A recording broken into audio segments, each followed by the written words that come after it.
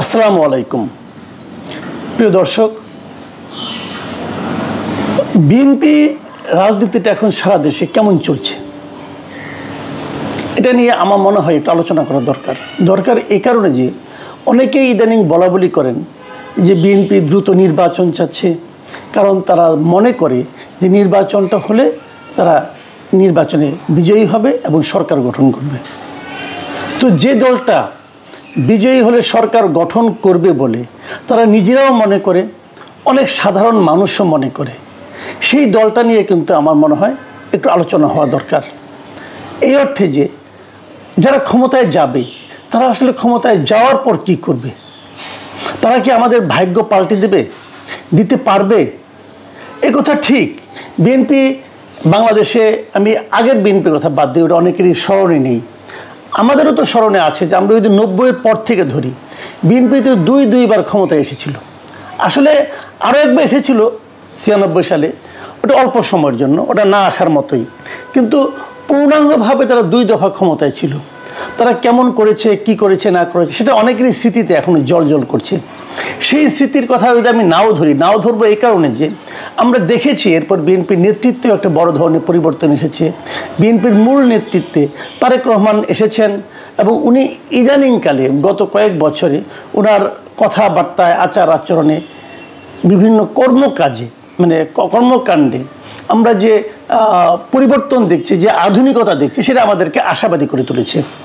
কিন্তু সমস্যাটা হলো কি, তারেক রহমানের যদি দলের মূল নেতা হয়, এই মূল নেতার চিন্তা ভাবনা বা কর্মকাণ্ড বা পরিমিতি বোধ, এটা কি আমরা বিএনপির সকল স্তরে তার কোনো প্রতিফলন দেখতে পাচ্ছি?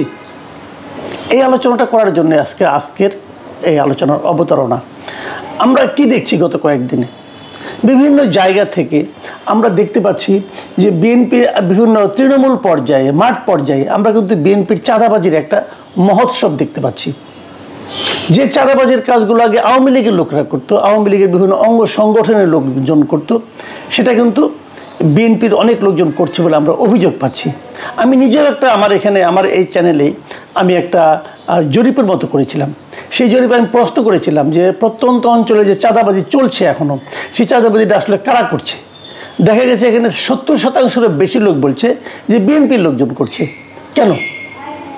আমরা বিএনপির নামটা কেন শুনতে পাবো? আমরা তো এটা শুনতে পেতে চাই না। একটা কমন একটা অজুহাত আছে, আমাদেরটা অনেক বড় দল, এই জন্য পারি না।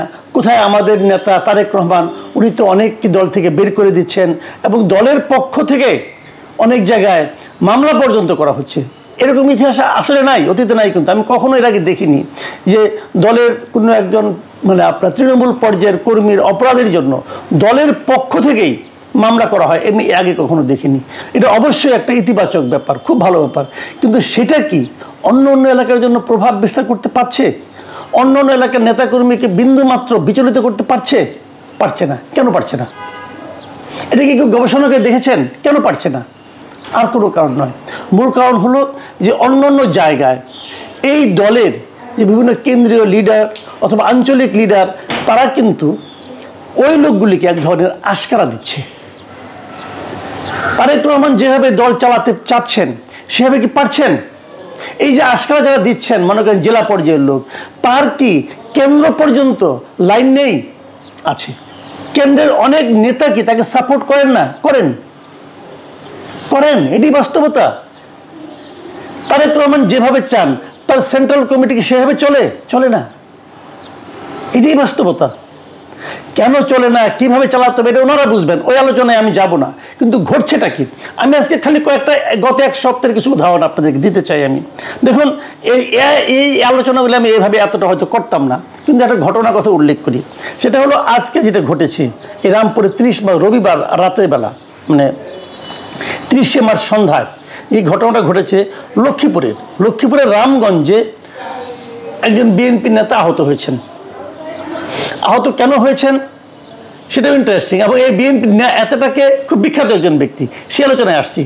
ইন্টারেস্টিং বিষয় হলো যে ছাত্রলীগের একজন নেতা তার বাড়িতে বিএনপির কয়েক গ্রুপের লোক হামলা চালিয়েছে, কয়েকটা গ্রুপের লোক। সেখানে ওখানকার স্থানীয় বিএনপির একজন নেতা আজিজুর রহমান বাচ্চু মোল্লা, উনি গিয়েছিলেন থামানোর জন্য। এবং থামাতে তো পারেনি, উল্টো উল্টো বিএনপির লোকরা তার উপরে অ্যাটাক করেছে যে কেন সে থামাতে গেল। এখন এই বাচ্চু মোল্লা লোকটাকে, এই আজিজুর রহমান বাচ্চু মোল্লা হলো আমাদের এই সরকারের একজন গুরুত্বপূর্ণ এবং প্রভাবশালী উপদেষ্টা মাহফুজ আলমের বাবা। মাহফুজ আলমের বাবা সেখানকার ইসাপুর ইউনিয়ন বিএনপির সাংগঠনিক সম্পাদক। মাহফুজ আলমের বাবা, সে তো বিএনপি করতেই পারে, তো আমার কোনো প্রবলেম নাই। কিন্তু লক্ষ্য করুন, তার দুটো পরিচয়। একদিকে সে বিএনপি করেন, বিএনপির একজন নেতা, আরেকদিকে উনি একজন উপদেষ্টার পিতা।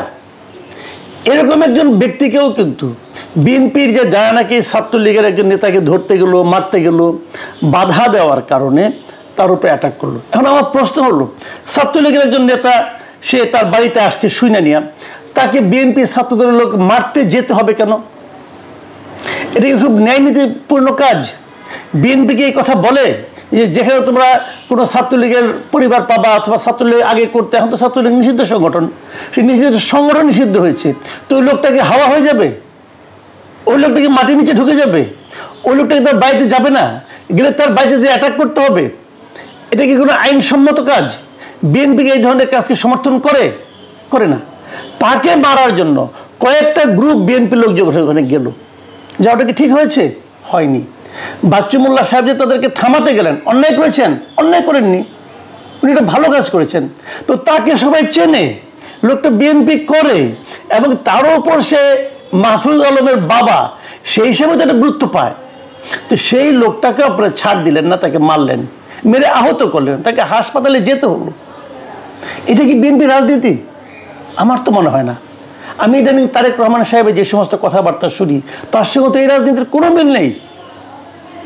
তাহলে কেন হলো? আমি একটা ঘটনা উল্লেখ করলাম এই কারণে যে এই ঘটনার পরিপ্রেক্ষিতে আরেকটা ঘটনা আছে, এটা একটু পরে বলি। তার আগে আমি বিএনপির আরও দু একটা কথা বলি। দেখুন, আমি এই সপ্তাহের মধ্যে বিএনপির আরও দু একটা ঘটনার মানে তাদের মধ্যে অন্তর্কলহ কোথায় যে দাঁড়িয়েছে যে বলি। যেমন ধরেন, ঈদের আগের রাতে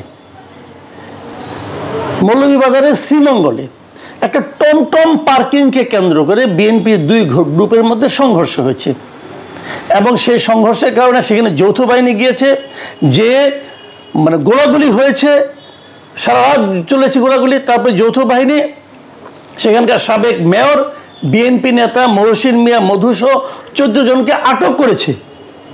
কার সঙ্গে মারামারি হয়েছিল? বিএনপির আরেকটা গ্রুপের সঙ্গে। কেন ভাই? ঘটনাটা কি? আইন আপনারা নিজের হাতে তুলে নিচ্ছেন কেন? এটা কি চাঁদাবাজিকে কেন্দ্র করে? ইয়েস, চাঁদাবাজিকে কেন্দ্র করে, প্রভাব বিস্তারকে কেন্দ্র করে। প্রভাব বিস্তার করতে হবে কেন? আপনারা কি ক্ষমতায় আছেন?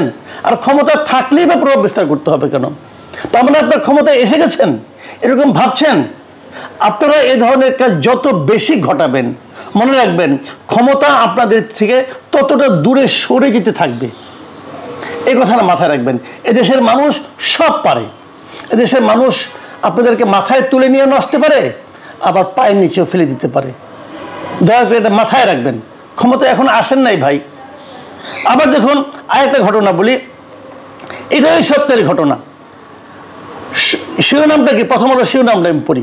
সংঘর্ষ ও খুনের পর মিরসরাই বিএনপির 3 কমিটির কার্যক্রম স্থগিত। এটা প্রথম আলো রিপোর্ট। এর ঘটনা কি হয়েছে? মিরসরাই উপজেলা, মিরসরাই পৌরসভা ও বড়িয়াহাট পৌরসভা, এই 3টা জায়গায় বিএনপির পক্ষ থেকে একটা আহ্বায়ক কমিটি দেওয়া হয়েছিল। সেই কমিটি ঠিকঠাক মতো হয় নাই।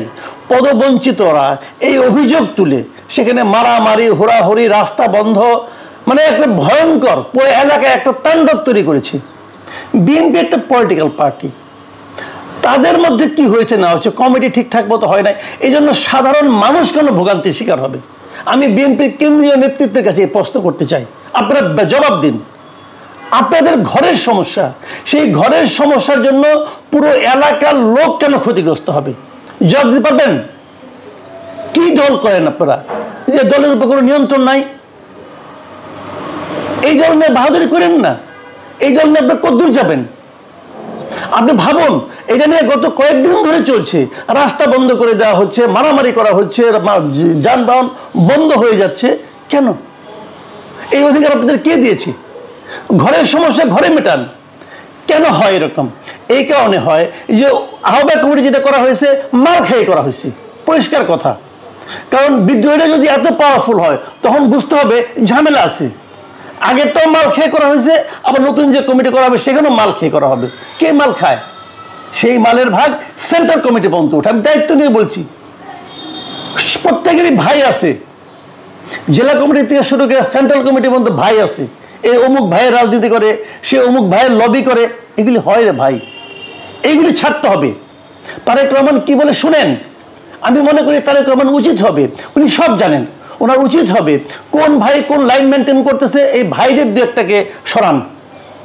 আপনি চাইলেই পারবেন, সরিয়ে দেন। জাস্ট কে কত বড় নেতা ছিল, কত বছর আগে কি করছিল, ওগুলি বহুত দেখা আছে। এগুলো দিয়ে চলবে না। নতুন লোককে আনেন, নতুন লোককে দায়িত্ব দেন, যারা নাকি আদর্শিক রাজনীতি করে তাদেরকে দায়িত্ব দেন। দেখুন, আমি আরেকটা ঘটনা বলি। এটা দুদিন আগে 27শে মার্চের ঘটনা। এটাও চট্টগ্রামের ওই ডবল মোরিং থানার মিস্ত্রিপাড়া। এখানে কি হয়েছিল? ইফতার বিতরণীকে কেন্দ্র করে চট্টগ্রাম নগরের বিএনপির দুই পক্ষের মধ্যে সংঘর্ষ, 6 জন আহত। আচ্ছা, এই সংঘর্ষটা কি ঘরের মধ্যে হয়েছিল? ঘরের মধ্যে হয় নাই, ওপেন রাস্তাঘাটে হয়েছে। এতে মানুষের ক্ষতি হয় নাই? দল সম্পর্কে মানুষের মনে ধারণা কি দাঁড়াইছে? এগুলি মাথায় রাখেন। আপনারা মারামারি করবেন, আরেকজন দেখবেন যে মাঝখান থেকে ঠিকই হালুয়া রুটি নিয়ে নেবে। যখন চলে যাবে না তখন বুঝবেন। এত নিশ্চিত হয়েন না। 91 সালেও কিন্তু আওয়ামী লীগ খুব নিশ্চিত ছিল যে তারা ক্ষমতায় আসবে। আমি মনে করি এখনো সময় আছে, আপনারা সতর্ক হন। যে কথাটা বলে শেষ করতে চাই, ওই যে কথাটা শুরু করেছিলাম, মাহফুজ আলমের বাবা, মাহফুজ আলমের বাবার এই ঘটনার পর ওখানে একটা বিক্ষোভ মিছিল হয়েছে। বিক্ষোভ মিছিল কে করেছে? বৈষম্য বিরোধী ছাত্র আন্দোলনের নেতাকর্মীরা। তার মানে বিএনপির লোক মার খেলো, তার পক্ষে মিছিল করলো কে? বৈষম্য বিরোধীরা। কেন? বিএনপি কেউ কি মিছিল করানো ছিল না? এই ঘটনা প্রতিবাদ করার জন্য কি বিএনপিও ছিল না? বৈষম্য বিরোধীদের আসতে হলো? বিএনপি এত দেউলিয়া হয়ে গেছে? আবার যদি উল্টো দিক থেকে বলি, যত জায়গায় এরকম ঘটনা ঘটে, বিএনপি লোকজন আহত হয়, সব জায়গায় কি বৈষম্য বিরোধী ছাত্ররা মিছিল করে, বিক্ষোভ মিছিল করে? কেন করে না?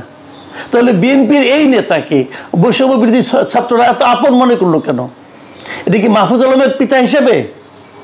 মাহফুজ আলম তো বৈষম্য বিরোধীর সঙ্গে এখন আর নাই, সে তো সরকারের পার্ট। তাহলে বৈষম্য বিরোধী ছাত্র আন্দোলন কি সরকারের পার্ট? ভাই, এই সমস্ত প্রশ্ন কিন্তু উঠবে। প্রিয় দর্শক, আমি তুললাম, আপনারা আলোচনা করুন, ভাবুন যে কে কার সঙ্গে, কে কার পকেটে, কার প্রাণ ভোমরা কোথায়, একবার ভাবুন। প্রিয় দর্শক, এখন এ পর্যন্তই। আল্লাহ হাফেজ।